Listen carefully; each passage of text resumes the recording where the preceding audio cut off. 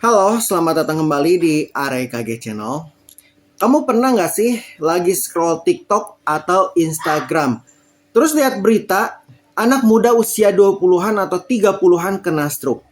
Saya awalnya juga mikir, paling itu jarang-jarang aja. Tapi makin kesini kasusnya makin sering. Dan saya mulai cari tahu. Dan ternyata banyak kebiasaan sepele yang kita anggap biasa-biasa saja justru membuka pintu lebar buat stroke datang diam-diam. Nah, serem ya guys ya. Nah, biar kamu nggak jadi bagian dari statistik itu, mari kita bahas satu-satu kebiasaan yang harus kamu hindari sekarang juga. Yang pertama, malas gerak atau mager. Kebanyakan duduk lebih dari 8 jam sehari, entah itu kerja, nonton, gaming, bisa meningkatkan resiko stroke sebesar 147%. Sebuah studi di jurnal stroke tahun 2020 nunjukin orang yang jarang gerak punya sirkulasi darah lebih jelek. Pembuluh darahnya gampang kaku dan akhirnya berujung ke stroke. Solusinya, setiap 30-60 menit sekali luangkan waktu 2 menit saja buat stretching ringan atau jalan-jalan kecil. Terlalu sering makan makanan ultra proses. Makanan kayak sosis, nugget, mie instan, keripik kemasan itu bukan cuma bikin gemuk saja, tapi juga ngerusak pembuluh darah dalam tubuh. Studinya di British Medical Journal (BMJ) tahun 2019 menemukan konsumsi makanan ultra proses berlebihan berkaitan erat dengan peningkatan 12% resiko stroke. Solusinya, nggak harus 100% clean eating atau makan bersih.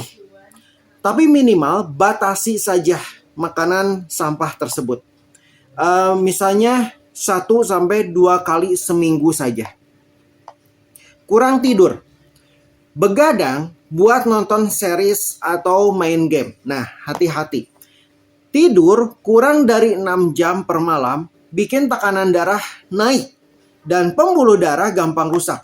Studi dari American Heart Association tahun 2020 menyebutkan kurang tidur kronis bisa meningkatkan resiko stroke hingga 4 kali lipat. Solusinya, usahakan tidur 7-9 jam per malam. Kalau susah tidur, coba kurangi screen time 1 jam sebelum tidur. Stres kronis. Nah, stres kronis. Kerja dikejar deadline terus. Masalah pribadi yang gak kelar-kelar. Ini bukan cuma bikin kepala mumet, tapi juga bisa nyulut hipertensi dan inflamasi di dalam tubuh. 2 faktor utama stroke. Penelitian di Journal of Neurology, Neurosurgery, and Psikiatri menunjukkan kalau stres berat berhubungan langsung sama stroke iskemik atau penyumbatan pembuluh darah otak. Solusinya, coba luangkan waktu buat hobi, meditasi atau sekedar deep breathing 5 menit saja sehari. Ingat, hidup memang keras tapi kesehatan lebih mahal. Merokok dan alkohol berlebihan. Nah, ini udah bukan rahasia lagi. Rokok bikin darah lebih kental, dinding pembuluh darah rusak, dan akhirnya nyumbat. Alkohol juga bikin tekanan darah naik dan memperburuk fungsi jantung. Studi di Stroke Journal tahun 2019 jelas-jelas bilang perokok aktif beresiko 2-4 kali lipat lebih tinggi terkena stroke dibanding non-perokok. Solusinya, kalau bisa berhenti, bagus. Kalau nggak bisa berhenti secara langsung, minimal kurangi drastis dulu dan cari support system yang mendukung. Makan asin kebangetan, keripik, mie instan, fast food, sambal-sambalan berlebihan. Semua itu mengandung sodium super tinggi. Sodium ini bikin darah kamu jadi tekanan darah tinggi, kayak balon mau meledak. Lama-lama pembuluh darah otak kamu pecah lalu stroke. Faktanya, Menurut American Heart Association, asupan natrium berlebihan meningkatkan resiko stroke hingga 60%. Nah, tipsnya, ganti snack asin dengan kacang-kacangan tawar, buah, atau cemilan homemade buatan rumah yang lebih sehat. Lalu, jarang minum air putih. Nah, kebiasaan nahan haus gara-gara males ke toilet itu bisa bahaya.